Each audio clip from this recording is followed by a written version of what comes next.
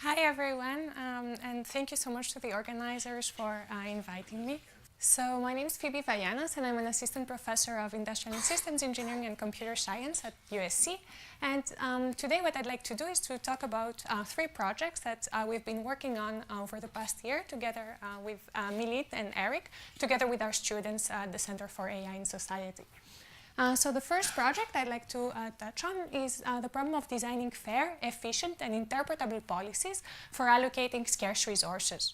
There's actually two motivations behind this work. So the first one comes about in the healthcare domain, and it is concerned with the problem of designing policies for allocating deceased donor kidneys for transplantation. Currently, there's a huge number of patients that suffer from end-stage renal disease in the US and that are waiting for a transplant. And what we want to do is to design more efficient policies for actually allocating these scarce resources to the patients that need them. Of course, because these resources are so scarce, we want a means for designing policies that are not only efficient but also interpretable, whereby we can really explain why a given patient got a particular kidney rather than another patient, right? And we also want those policies to be fair, in the sense that we don't want them to discriminate between patients with different characteristics, right? The second motivation comes about from the homeless youth domain, whereby we want to design policies for allocating houses to homeless youth. Actually, in this presentation, I'll be focusing on this specific application that uses data that Eric and his colleagues have collected. At the top, I'm always showing the students from the center that have been involved in the research. So, related to the problem of allocating houses for homeless youth, so what's the problem we have at hand? So we have different types of homeless youth that can be characterized by their age range, for example, their risk level, so how likely are they to succeed on their own. And then we have different types of housing resources that become available over time. And these are, for example, known as permanent supporting housing, which provide the youth with more support than, for example, rapid rehousing resources.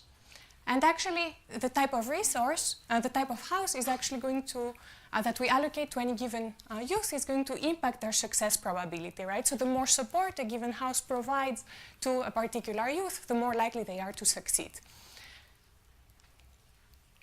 So, as I mentioned, what we want to do is to design policies for allocating these scarce resources to our homeless youth.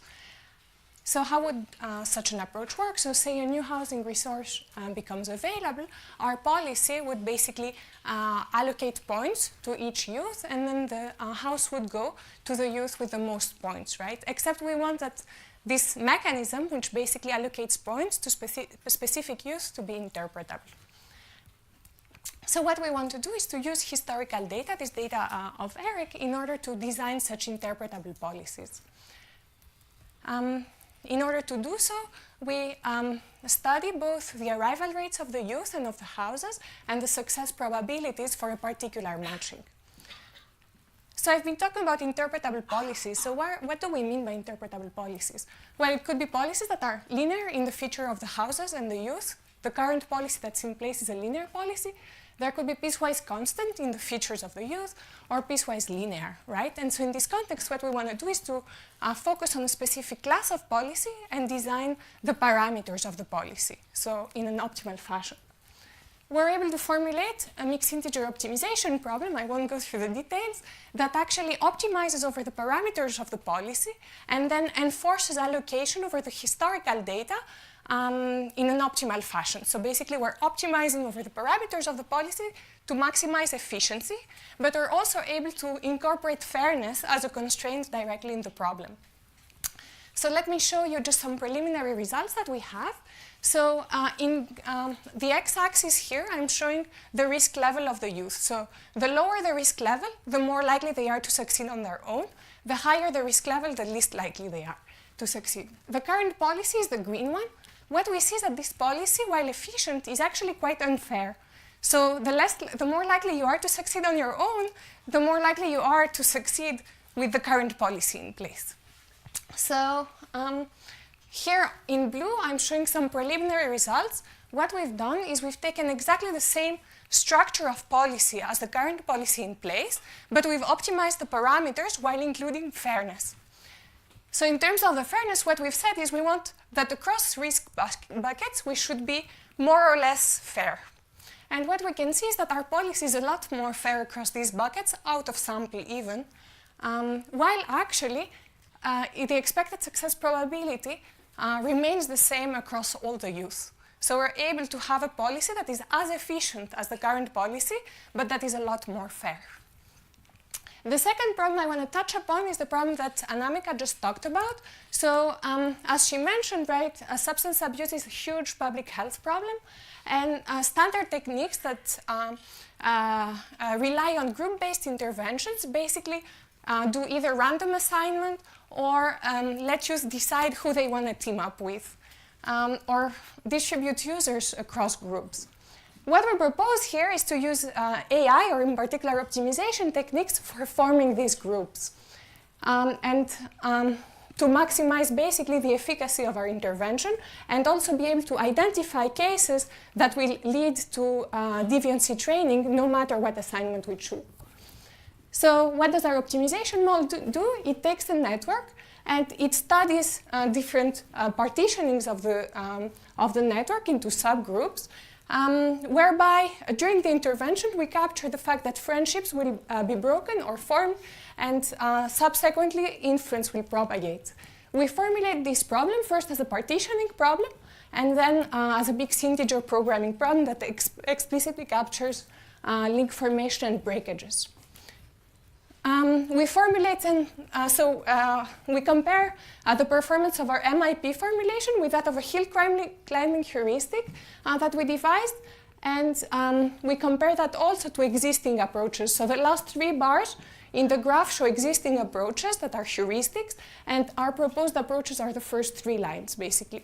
And we can see that throughout, the expected number of non-users in our network is actually a lot higher than with existing approaches.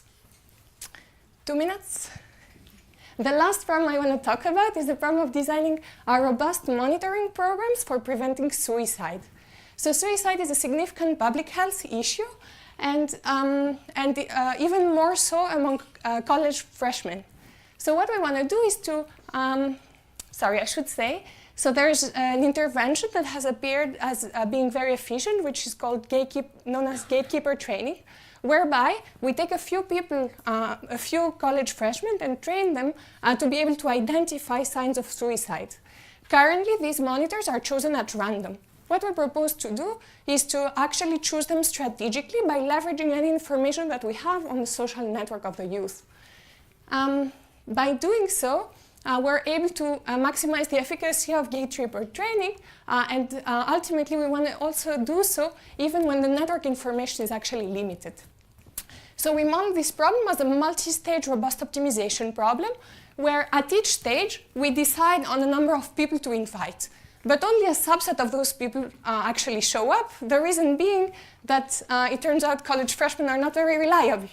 And so when you invite a certain portion, when you invite certain people, only a subset of them will actually come to the training.